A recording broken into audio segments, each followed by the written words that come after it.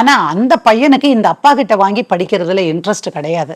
Madam, எனக்கு அவர் அப்பாவே இல்லை மேடம், எனக்கு அம்மா அப்பா எல்லாமே அருணோதயம் தான், நான் இதோடு இருந்துப்பேன், அவங்க என்ன வேலை கொடுக்குறாங்களோ அதை செஞ்சுட்டு இருந்துப்பேன், எனக்கு எதுவுமே வேண்டான்ட்டான். அதனால அந்த அம்மாவுக்கு மட்டும் ஒரு 500 ரூபாய் மாசம் மாசம் அனுப்புறதுக்கு ஏற்பாடு பண்ணிட்டு இந்த பொண்ணுக்கு வந்து ஒரு கல்யாணமும் பண்ண முடிஞ்சது. அதனால மக்கள் வந்து புரிஞ்சுக்க வேண்டியது ஒரு விஷயத்த நான் சொல்லி ஆகணும். 125ல 125 குற்றவியல் நடைமுறை சட்டத்துல நீங்க வழக்கு போடும்பொழுது உங்களுக்கு ரொம்ப எளிதான வாய்ப்பு என்னன்னு கேட்டீங்கன்னு, அரெஸ்ட் பண்ணலாம் பணம் கட்டலைன்னா, இல்ல அவன் சொத்தை பறிமுதல் பண்ணலாம், சரியா, இல்ல அவன் சேலரிடு எம்ப்ளாயின்னு வச்சுக்கோங்க, கவர்மெண்ட் எம்ப்ளாயி, மாசம் மாசம் சேலரி வருது அப்படின்னா அதை அட்டாச் பண்ணலாம்.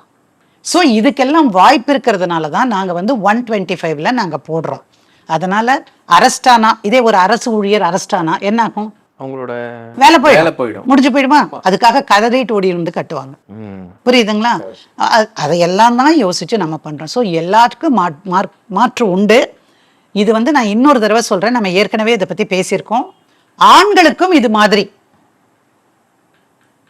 நீ ஏன்பா வணக்கம் சொல்ற இருக்கு. இல்ல ஆண்களுக்குன்னு சொன்ன உடனே உனக்கு ஒரு பெரிய கம்பீரமே வருது. What is it? கம்பீரம் இல்ல மேடம், இருக்கு, ஆண்களுக்கும் இருக்கு. அதனால நீங்க வேலை செய்யாம அவகிட்ட வாங்கலாம்னு நினைக்க முடியாது. அதுக்கு ஒரு சட்டம் இருக்கு தெரியுமா, விஷயம் இருக்கு தெரியுமா, அதுவும் நீங்க தெரிஞ்சுக்கோங்க. இப்ப வந்து நான் வேலைக்கே போகல, அதுவும் இருக்கு. நான் வேலைக்கே போகல மேடம், எனக்கு எந்த வேலையும் கிடைக்கல, எனக்கு முடியல, எனக்கு இவதான் நல்லா சம்பாதிக்கிறா, கல்லூரியில போய் உதவி பேராசிரியையா இருக்கிறா, அவளுக்கு மாசம் 30,000 சம்பளம் வருது அப்படின்னு ஒருத்தர் சொல்லி பணம் கேட்டாருன்னா ஜட்ஜ் என்ன தெரியுமா கேட்பாரு, ஏப்பா என்னப்பா ஆள் நல்லா தானேப்பா இருக்கிற, நம்ம யாராவது பிச்சை கேட்டு வந்தா என்ன சொல்லுவாங்க? அது என்னன்னா நோட் பண்ணுங்கப்பான்னு சொல்ல வந்தேன், இதை நோட் பண்ணீங்கன்னா அவ்வளவுதான், முடிஞ்சு போயிடும். இல்ல இதுல என்ன ஆச்சுன்னா, அந்த ஆண்களே வந்து கேக்குறது, நீங்க வந்து நல்ல திடகாத்திரமா இருக்கிறீங்க, உழைப்பதற்கான சக்தி இருக்கு உங்களுக்கு, நீங்க ஏன் வேலை இல்லைங்கிறீங்க? ஏபிள் பாடி நீங்க பர்சன், நல்லா இருக்கீங்க, அதனால நீங்க கேட்காதீங்க, போய் வேலைக்கு போங்கன்னு சொல்லுவாங்க. சரியா? கொடுக்காம ஏமாத்தலாம்னு நினைச்சாங்க வச்சுக்கோங்க.